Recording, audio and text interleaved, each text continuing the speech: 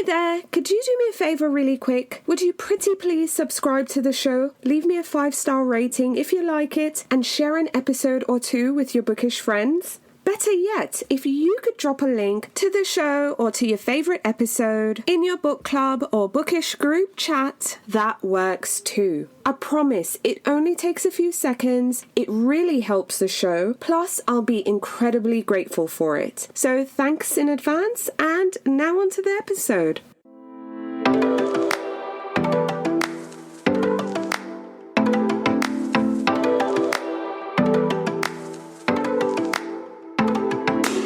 Hello, I'm Victoria from Biblio Lifestyle, and you're listening to the Reader's Couch podcast, the show that will help you bridge the gap between living a full and busy life to one where you're reading, learning new things, and having fun. Today on the couch, I'm so excited to welcome author Ali Hazelwood to talk about her latest novel, Love Theoretically. Love Theoretically is an enemies to lovers romantic comedy that centers Elsie and Jack, who find themselves on opposite sides of the science divide. But we get to see their bumpy road to their very own happily ever after. Now, in this episode, Ali and I talk about so many things, from her inspiration to write this novel and the similarities and differences between all her books, to her favourite characters, her love for dark academia, and we even get a sneak peek into her upcoming young adult debut. Ali also shares some book recommendations, great reading tips, plus lots more. So,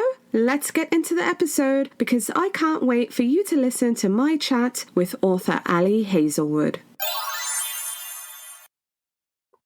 Hi readers, welcome again to the Reader's Couch. I'm your host, Victoria Wood, and here on the couch with me is a New York Times bestselling author and neuroscience professor whose romance novels center around women in STEM fields and academia. But she's here on the couch with me to talk about her latest novel, Love Theoretically. Please welcome to the couch, Ali Hazelwood.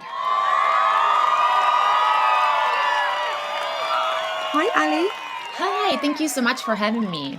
Absolutely. I'm so thrilled to have you here. But before we dig into the details of your new book, how are you feeling? This is your third novel. It's now available everywhere. On a scale of 1 to 10, how are you feeling? How excited are you? I am very excited. I'm very happy, of course.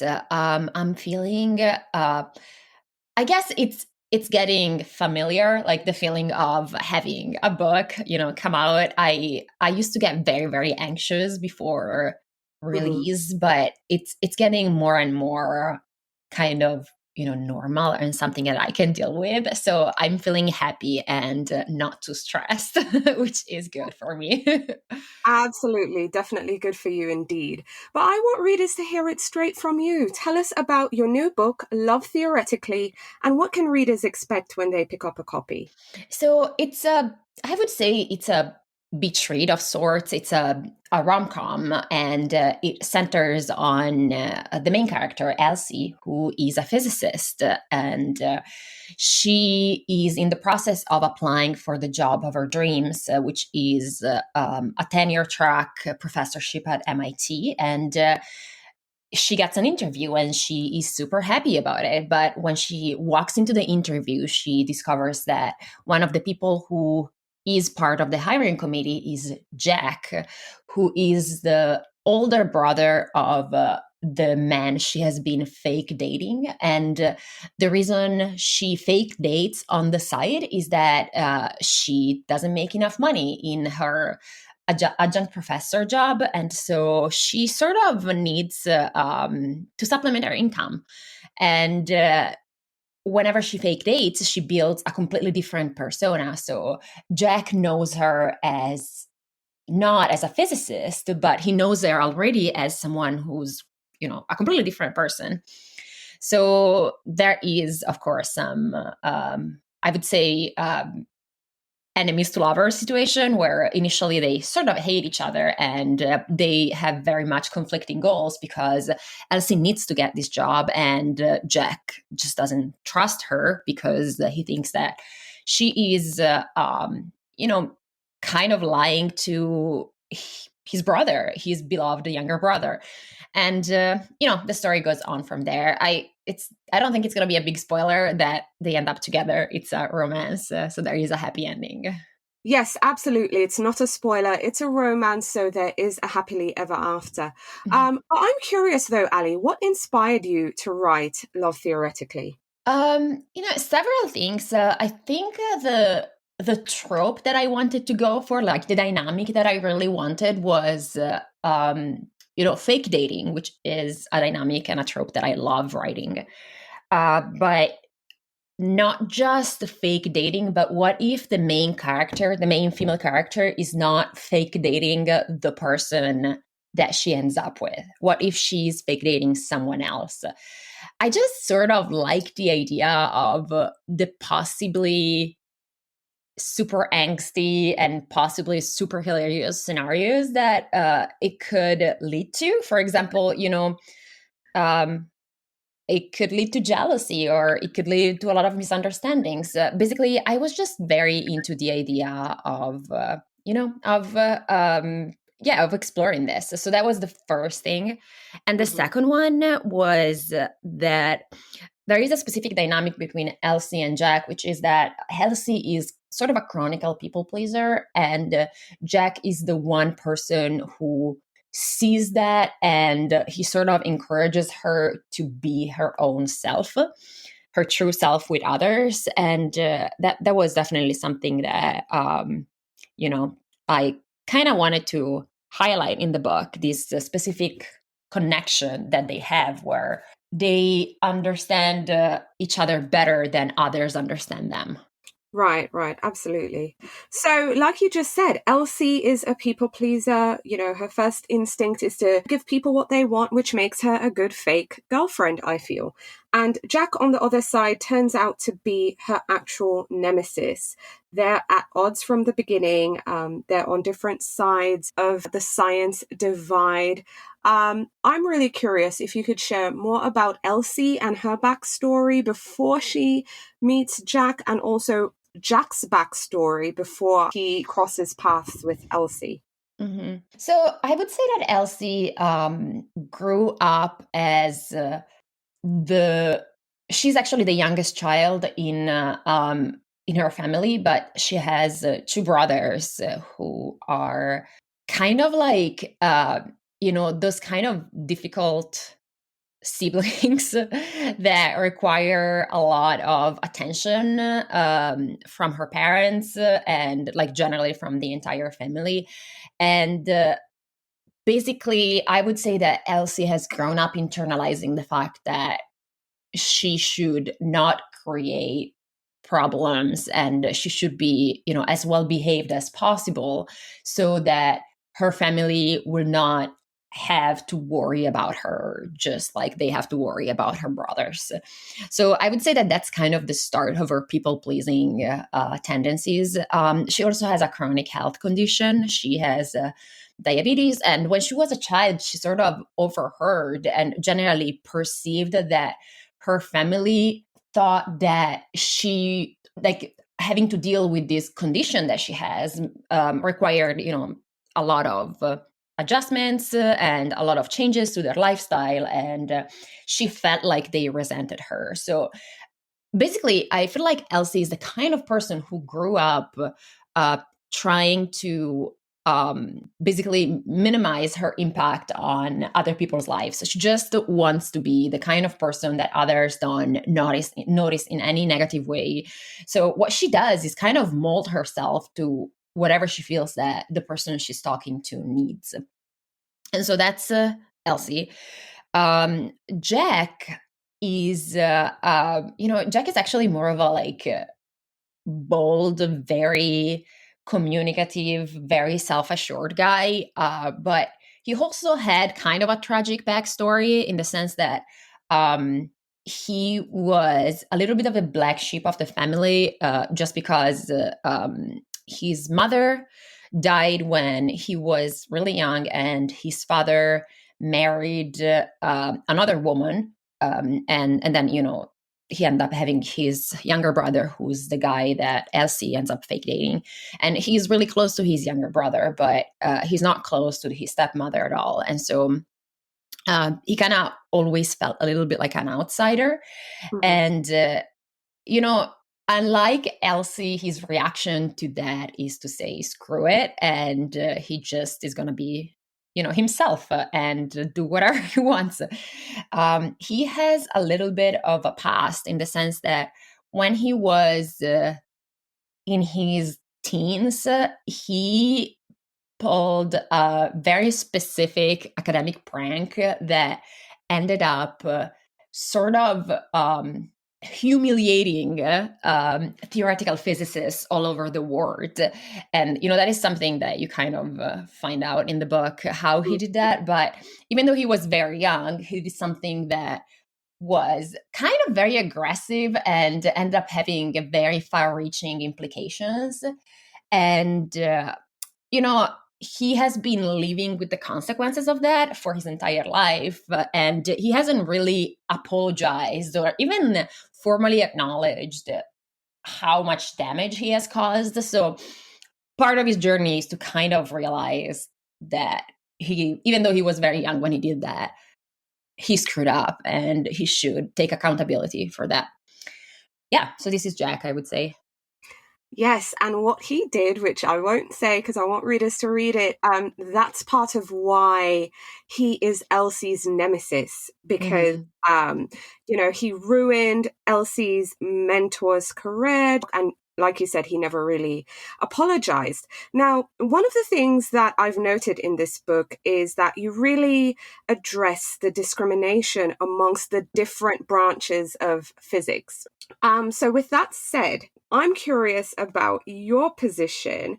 Are you more theoretical or experimental? I wish I knew enough about physics to have a position. The truth is that I'm not a physicist and I sort of have no stake. I don't really have a side.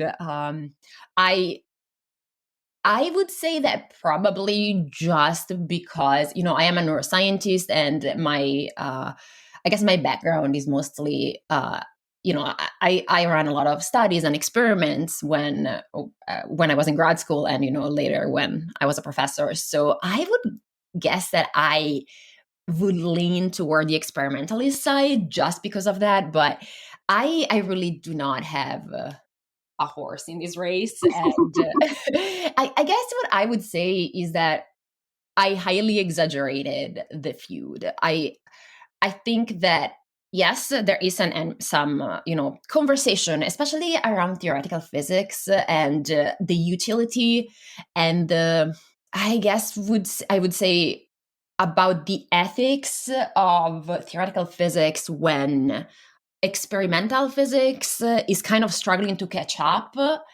But I generally, theorists and experimentalists seem to me like they are collaborating and sort of relying on each other a lot.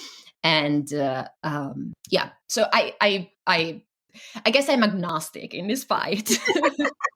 I totally understand completely. So, who was your favorite character in this particular book to write? Oh my God, there is a hedgehog, and I truly, truly loved writing her. Her name is Elizabeth Bennet, and she is she is a true nemesis of the main character, Elsie. I I truly, truly enjoyed writing the way they sort of hate each other. So the hedgehog is Cece's, so Elsie's roommate's pet. Mhm. But, of course, because Elsie and Cece live together, the hedgehog is always around, and it's obvious that they like despise each other. And Yeah. it was so fun to write it. It's like there is something very fun about writing about a comically evil pet, and I don't know. It was so much fun to write, and it's probably a very self-indulgent thing, but I adore the process of that, of like researching hedgehogs and stuff. So Mhm. yeah. I love that. That's amazing. Love it, love it. Okay, so getting into your writing life, because I'm really curious and I know a lot of listeners and readers have questions. So, getting into your writing life, specifically your novels, the first book you had was The Love Hypothesis. You Mhm. then followed up with Love on the Brain, and now we have Love Theoretically. What would you say is the major difference between these books? I mean, one of the things I gathered is that you talk about different STEM fields. You know, we have neuroscience, physics, engineering. What other differences am I missing? I mean, they are different stories, I would say. Yeah, they are different stories. Any similarities, maybe? Yeah, I mean, there are definitely a lot of similarities. I mean, they're love stories, so Mhm. there are a lot of things that happen in one book that also happen in the others. They're all enemies to lovers stories. So like that specific trope is a favorite trope of mine. Yeah. Um, but yeah, they're definitely all set in STEM academia or STEM settings, and so yeah, I mean, I don't know. Am I answering well? Yeah, I guess they have similarities. They have similarities and differences. Oh, you're fine. You're fine. I get it.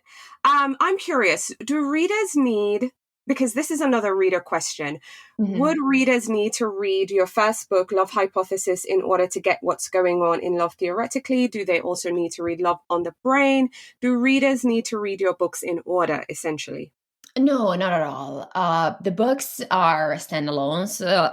There is like you absolutely like the stories are independent and the characters are independent of each other. So you absolutely do not need to know what happens in the love hypothesis to understand what's going on in Love of the Brain, or anything like that. There is a cameo from some of the characters from the previous books, but really you're not.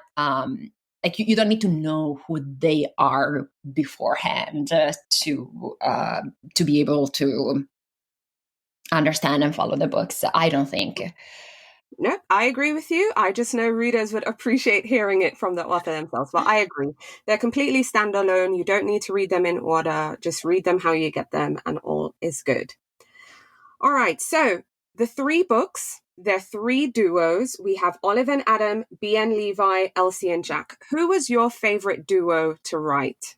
It's so hard to say because I have written these three books over several years, and when I'm writing a book, I sort of have to think that the ones that I'm writing in that moment are my favorite. Otherwise, it's very hard to make myself write my word count every day.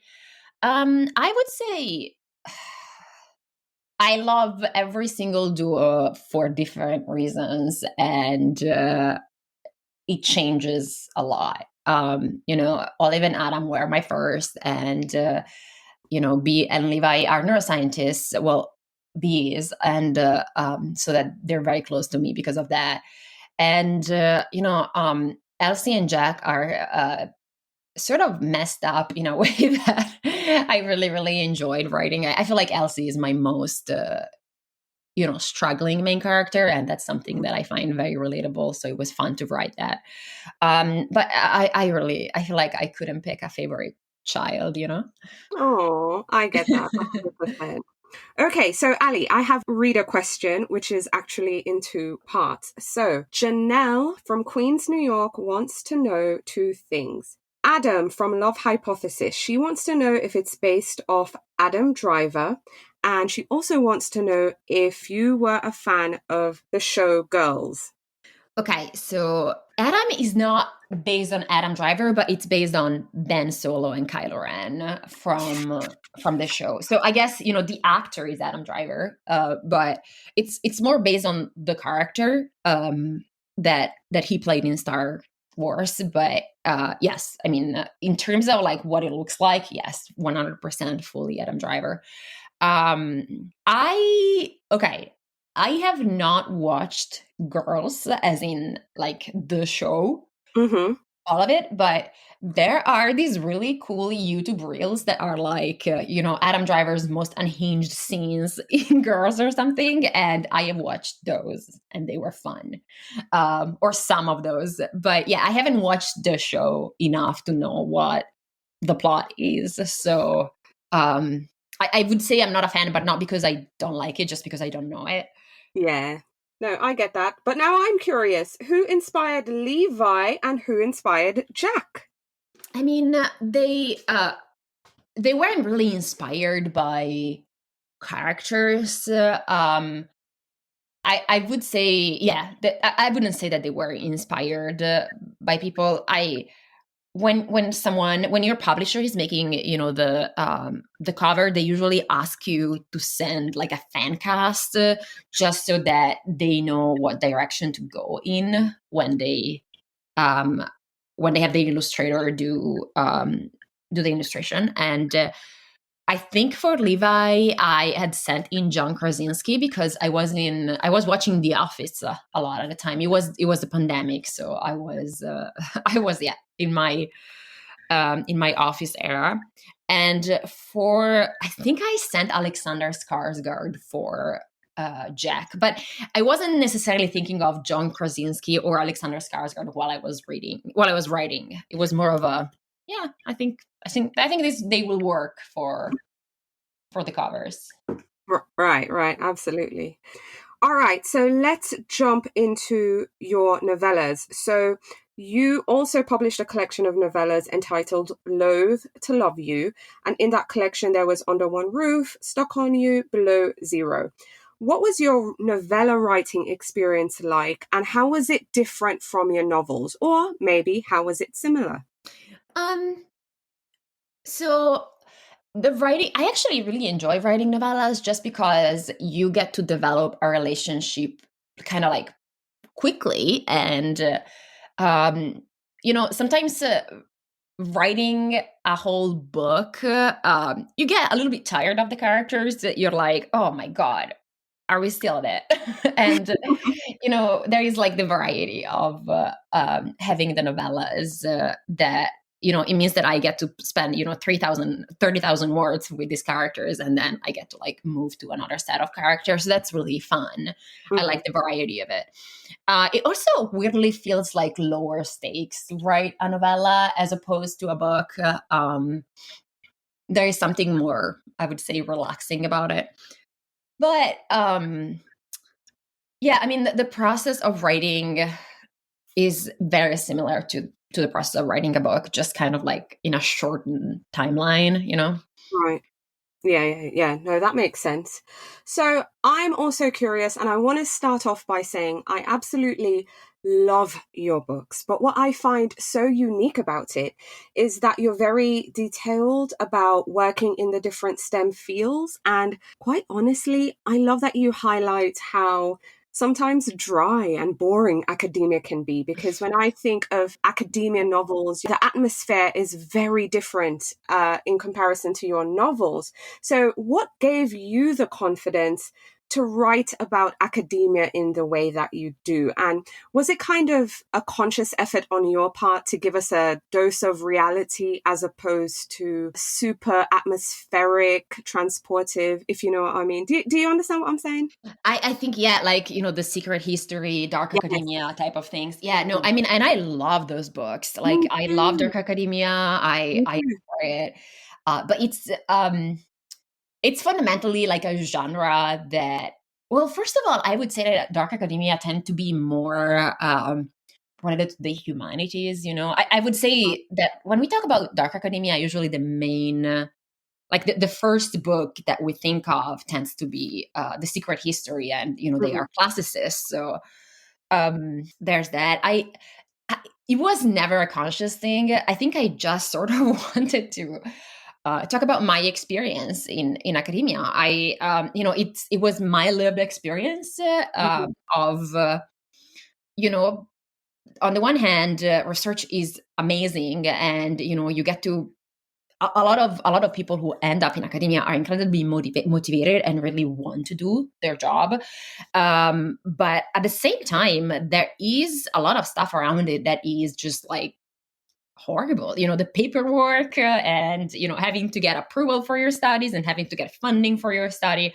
So that stuff was very much like the biggest part of being a researcher for me. Like my experience was really sort of 50% boredom and paperwork and, having to deal with, having to go to a class and TA to a bunch of students who didn't really want to be there. And honestly, totally fair. And maybe 15% actually doing really cool science discoveries. So I don't think I set out to write something that was particularly true. It was just like my own personal experience. I would love to write a dark academia book one of these days, but I'm like, can I even do that? Or I don't know, am I too immersed in actual academia to truly do justice to the genre and really mystify academia in the cool way that dark academia books do? I think you could. I actually think you could. You give us, the only difference in my mind would just be setting, but I could totally see you doing it. You have such detail and realism. I think it would be a good match, actually. So thank you for the encouragement. Yeah, I truly believe it. So I can see maybe one day you trying your hand at that. But also, I did some digging around. I see you have a young adult debut on the horizon. So you are kind of, trying new things here. I'm curious, what made you decide to write young adult fiction? And tell us a bit about Check and Mate. Yes. Check and Mate is, like you said, my YA debut. And, I didn't set out to write a YA book. I just wanted to write this chess story. And, usually the time where people break out in the world of chess tends to be pretty early on. And so when I wrote the book, Mallory and Nolan, the main characters, sort of end up being in their late teens. And that is how it ended up being a YA book. Like I read the book and I talked to my agent, and my agent was like, I think this is a YA. And so that's kind of how it happened. I guess what I'm trying to say is the book came first and the genre came after. Because how publishing is, you kind of need to, put something in a specific genre to be able to market it and sell it and, pitch it to booksellers or, whoever it is that does the pitching. It's there is a lot that happens behind the scenes in publishing that is not clear to me. I just know they're all superheroes. But so Check and Mate is the story of Mallory, who is an 18-year-old who has a past as a very, very talented chess player, but hasn't been playing chess for a few years, mostly because of stuff that has happened in her family that sort of drove her away from the sport. And her life ends up getting jump-started when she ends up defeating the number one chess player in the world without even wanting to. It's it's just kind of it's something that ends up changing everything for her. She ends up being recruited to play professionally. She originally doesn't want to, but then sort of because she takes care of her family, especially her younger sister, she ends up not having to say yes, but deciding that it's the best thing for her. And really the book is mostly the story of her coming of age and, accepting this huge talent that she has for chess and growing to love the sport again and opening up her heart to, the main male character, who's Nolan. Yay! Thanks for sharing and giving us a itty bitty preview. Really excited to pick up a copy of this book as well. And not to be too greedy, but are you working on anything right now, or are you taking a breather? No, I actually am on deadline right now. I should be writing, but you know how it is, Yeah. that like everything happens at once. So, I've been very busy with promoting Love Theoretically, but I should be writing literally 24/7 because I have a book due in June. That's due to my editor, and that's gonna be my fifth adult book. And Mhm. then we haven't announced my fourth adult book yet, but we will soon. So I'm very excited to be able to talk about that at some point. Yeah. So, yeah, no, I am writing and I should be writing even more. And I am late. Well, thank you for taking time to chat with me. Trust me, Oh, I no. really I mean, appreciate it. it's such a pleasure to not be writing. So Yeah, thank you for giving me an excuse to like take a breather. absolutely. We're working together here. Yes. But looking back though, Ali, if you could tell your younger writing self anything, I mean, again, you're telling me you have a fifth book announcement probably happening soon. You unintentionally ended up writing a YA, but now teens and young adult readers will have a YA to look forward to from you. And I'm here cheering you on to kind of do that dark academia literary vibe. But if you could just look back to the beginning before the love hypothesis, before you kind of, got your wheels turning, before you even wrote your first word, what would you tell her? I would tell her, stay offline and don't read reviews, and just write what you want to write, and Mhm. be happy. That's what I would tell her. Really, it's the best advice that was ever given to me, and that, yeah, I wish I had followed it earlier. So this is what I would tell my younger self: just write what you want, and you will find the readers who will love it. Absolutely, absolutely.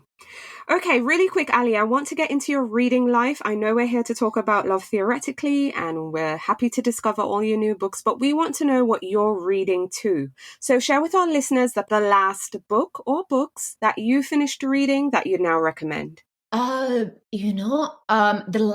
last one that I finished is, I think, House of Marion by JL. It's actually an arc. I tend to read books before they come out just because Yeah. of the nature of publishing. I read for blurbs a lot, so that book is not out yet, but it's a young adult book that's going to be out in August, I want to say end of August. And it's so good. It's a fantasy YA book about a girl who suddenly discovers that she has this magic inside her. And she ends up going to like this sort of magic boarding school that's sort of a mix between Bridgerton and, your regular uh, boarding school, like magic boarding school thing. And the best part is that she soon discovers that her magic is this kind of dark magic that is frowned upon. And she ends up having to hide it. And to be able to hide it, she recruits the help of several people. But what's most interesting, my favorite part of this book was that she ends up bonding with the guy who's an assassin who's supposed to kill people who have her kind of magic. So you have these sort of enemies or rivals to lovers, but they don't even know it. And I adored this book so much, and I cannot wait for it to come out so that I can talk about it with everyone I know. Yay! What would you say are your go-to genres when you're reading? I read a lot of thrillers when I am reading, as in something that like I am picking up Mhm. in my spare time, just because it's so different from what I write, and sometimes you can just kind of want a break. You know what I'm saying, Yeah. from your genre. So I definitely would say I read a lot of thrillers and horror, and yeah, it's not something that I ever thought I would be, a thriller reader, but I guess I am. Yay! And there's nothing wrong with that. Oh yeah, absolutely. I guess I would have thought that I was too anxious and nervous to be the type of person who enjoys Ah, thrillers, but I yeah, no, I'm into them so much. I love that. That's amazing. So, what would you say was your favorite childhood book that you can remember? What was that book that maybe you read many times, or just a book that you fondly remember? I mean, it has to be Pride and Prejudice. It was so formative to me. And, I've read it so many times. And, I remember reading it when I still didn't fully understand what was going on because I was too young to Hmm. fully read what the social interactions meant. And Yeah. I've probably read it 70 million times by now. And yeah, it's just, it's just the book for me. Yeah, and it's a classic for a reason, 100%. Yes. What advice would you give to someone who might be listening right now and they either want to start reading books, meaning they haven't read in a really long time, they want to get back into the habit, or they've been reading but they've fallen into a slump and they want to get out of their reading slump? So, what advice would you give to any of these readers who might be listening? I guess I would say take something that you were interested in, as in, if you have a hobby, I don't know, it could be horses or race cars or literally gardening, I guarantee you that there's going to be a book that is built around it. It can be like a fiction book, a nonfiction book, depending on what your favorite genre is. Um, and I would say start with that because what I find is that the books that I devour the most greedily are books that are centered around things that I find interesting generally in my daily life. So that's, we're talking about The Secret History. I just, academia is such a big part of my life and it's something that I think about all the time, so I devoured that book in 2 days. And I think a big reason is that the setting is so familiar and beloved to me. So just take whatever. If you're not regularly a reader, just take something that is of interest to you and find a book about it. Yep, yep, absolutely. I couldn't agree with that more. So, we also love bookstores on this podcast. We love our indie bookstores. So, share with our listeners your favorite indie bookstore. It's gonna have to be my local bookstore. I'm there all the time because they are amazing. It's called Lark and Owl in Georgetown, Texas, and it's just very cute. The booksellers are amazing. It has like a bistro in it. So you get to have, eating and reading, the two most beautiful things in the world.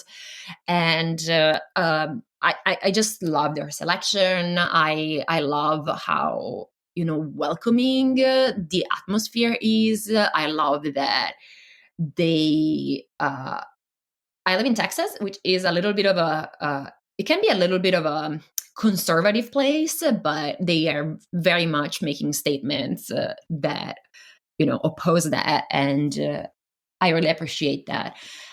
They do a ton of amazing events. Like they had, a Taylor Swift karaoke party and stuff like that. It's just, they're amazing. So I would say, yeah, Lark and Owl. If you're ever in the area, you should check it out. They're fantastic.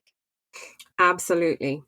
So, Ali, kind of wrapping things up and bringing it back to love theoretically. I mean, again, I know you've done your job, you've written the book. You also said you wish you had taken the advice earlier and not read reviews and spend too much time on the internet. But in an ideal world, what are you hoping readers might think or feel or discover after they've finished reading Love Theoretically? You know, I just hope they have some fun while reading the book. That's it. For me, the main purpose of reading for me has been um whenever I was sad or nervous or anxious or had difficulties functioning in my daily life, I would read a book and I sort of escaped in the book for a few hours. And that is really all that I hope happens. Even if they hate it, if they get to spend 3 hours in which they're not thinking about their own problems because they're thinking about how much they hate the book, I'm kind of, maybe it's still good, you know what I'm saying? So really all I want is just kind of for people to get something positive one small positive thing from the reading experience, and that's about it. That would make me happy. Absolutely. I would consider that a win too. Ali, thank you so much for coming on the show and speaking with me. It's been an absolute pleasure. Thank you for having me. This has been so much fun.